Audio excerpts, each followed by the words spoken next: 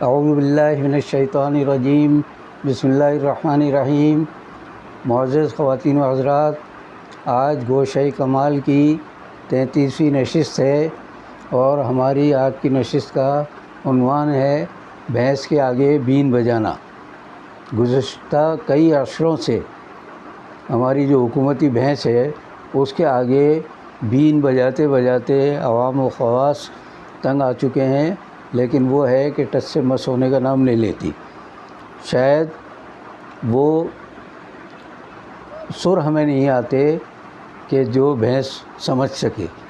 ان میں اب تو لوگ آہستہ آہستہ تھک کر پیچھے ہوتے جا رہے ہیں، لیکن صحافیوں کا ایک گروپ مسلسل بین بجا رہا ہے، مطلب عوام کے مسائل سے آگاہ کر رہا ہے، لیکن بھینس کا وہی عالم ہے جو پچھلے کئی عشروں سے ہے۔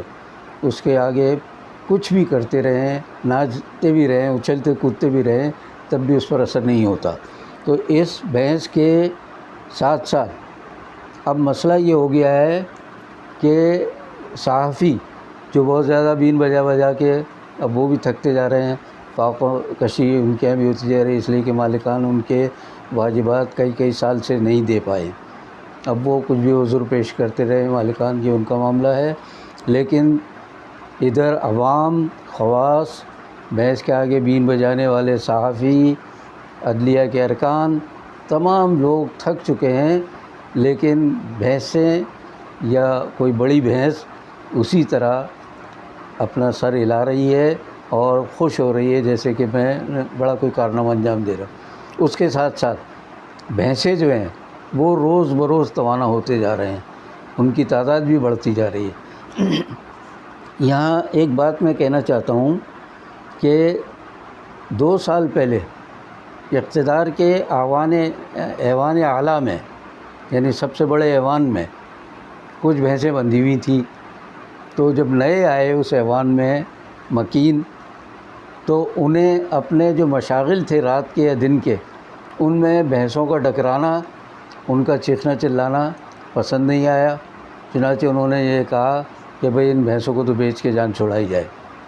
اب سوال یہ تھا کہ یہ بھینسیں اگر بیچی جائیں تو کس طرح بیچی جائیں، بیچنا لازم تھا ان کا۔ چنانچہ ایک کمیٹی بنا کر اور ان بھینسوں کے نیلام عام کی ایک تجویز پیش کی گئی۔ اب وہ نیلام عام جب ہونے لگا تو آپ کو حیرت ہوگی کہ اس کا جو اس میں آنے والے بہت کم تھے، اس کے باوجود نیلام عام کا پورا منظر وہاں پیش کیا گیا۔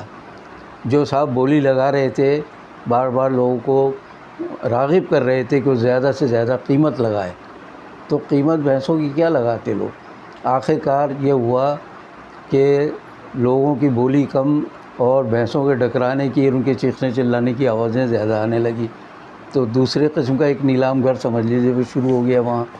بالآخر لوگوں نے کہا کہ بھئی یہ بھینسیں تو ہمارے محبوب سابق کسی رہنما کی ہیں، تو انہوں نے بیچاروں نے 1 لاکھ کی بھینس بھی 2 لاکھ میں، 2.5 لاکھ میں، اتنے میں بھی خریدی۔ آخری جو بولی لگی ایک بھینس کی وہ تھی 2,85,000۔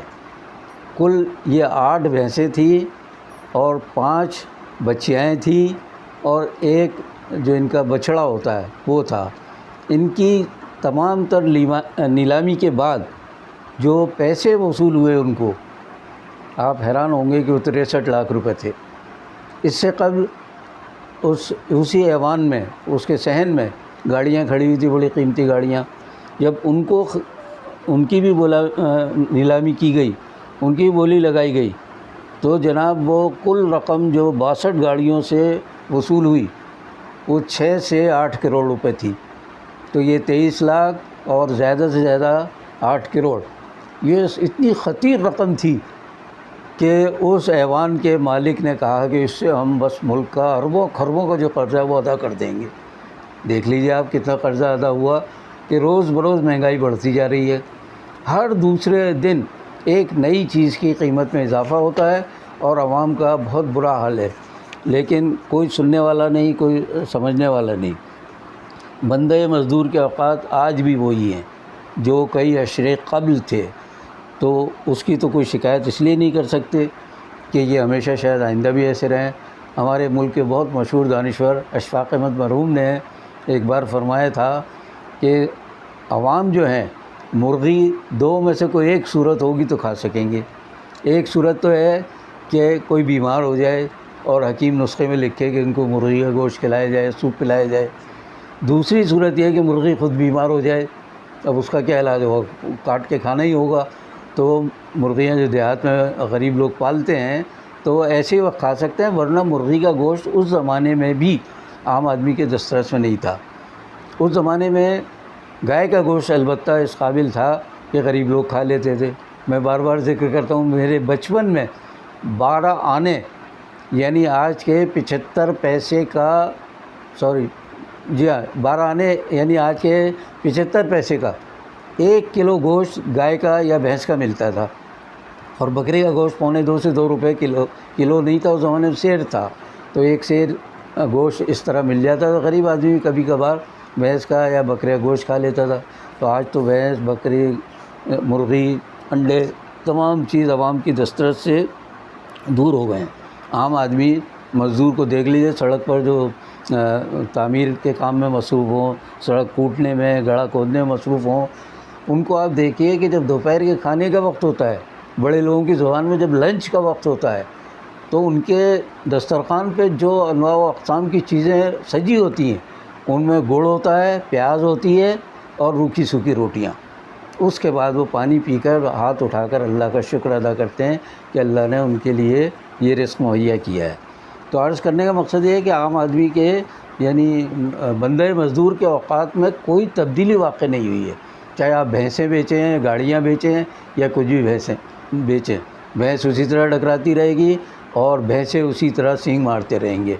تو اس نئے لٹیروں کی شکل میں جو اب لوگ آئے ہیں آگے، وہ بالکل بھینسی کی طرح ہے، ان کے آگے اب بھی بین بجائی جا رہی ہے، 2 سال سے بین بجا رہے ہیں لوگ، اور بھینس ڈکرا کر اور سر ہلا کے کہتی ہے بس اب دن پھرنے والے ہیں آپ کے، 2 سال تو ہم نے گزار دیے نا، تھوڑا اور انتظار کر لیجیے اور ہم تھوڑا سا آپ پر لا دیں گے بوجھ، اس کے بعد ہم رہیں، آپ رہیں، کوئی رہے نہ رہے، بہرحال معاملات اسی طرح چلتے رہیں گے۔ تو آخر میں آج ذرا مختصر کرتا ہوں بات کو، آخر میں شیخ سعدی مرحوم کی ایک کہانی آپ کے سامنے پیش کرنا چاہ رہا ہوں، جنہوں نے بھینس کے ڈکرانے کو یا بھینس کے آگے بین بجانے کو ایک کہانی کی شکل میں پیش کیا۔ یہ محاورہ ہے لیکن ان کی کہانی سے پتہ چلے گا کہ کس طرح بھینس جو ہے ہمیشہ اسی طرح بین پر خاموش رہتی ہے۔ شیخ سعدی نے کہانی میں لکھا ہے کہ ایک ظالم قرآن سے تنگ آ کر لوگوں نے ایک بزرگ سے کہا کہ صاحب آپ جا کے اور قرآن سے کہیے کہ وہ خدا کے واسطے ہم پر اب تو رحم کرے۔ بزرگ نے کہا کمال کرتے ہو، جس شخص کو حق کا کوئی تصور ہی نہیں ہے اس کے آگے میں خدا کا نام لوں تو شرمندہ ہوں گا میں، کہ آخر نام اللہ کا اس کے سامنے لیا جائے جو اللہ کو مانتا ہو یا اس کے احکام پر عمل درآمد کی ذمہ داری بحیثیت قرآن کے یا بحیثیت سربراہ مملکت کے سمجھتا ہو۔ جو شخص سمجھتا ہی نہیں ہے تو اس کے آگے اللہ کا نام لے کر میں کیوں شرمندہ ہوں؟